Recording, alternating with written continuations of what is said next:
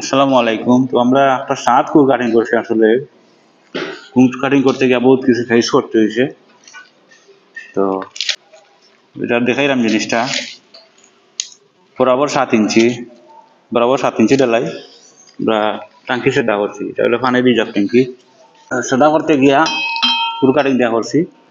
ও একটা rotor blade পড়ছে। Rotor blade ফোলাতে অনেক সময় নিছে।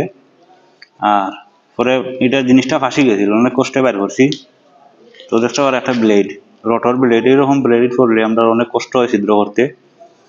তো এটা সারা পাথরের ডালাই, পরে সারা পাথরের ডালাই। তো সেটা করতে তেমন বেশি সময় লাগছে না, 5 মিনিট লাগছে। আর কিন্তু ব্লেডে অনেক সময় নিছে। আর অনেকে কয় কুর কাটিং দিয়ে ছিদ্র করলে মশলা জাম দিলে লিক থাকে। আসলে মশলা জাম দেওয়ার একটা সিস্টেম আছে, সিস্টেম মতো জাম না দিলে তো লিক থাকবো। আর কুড কাটিং সেটা করার ফলে নিচে দিয়া যে আমরা অতটুকু ডালাই ভাঙার কথা আছে, ডালাইটা আর ভাঙছে না।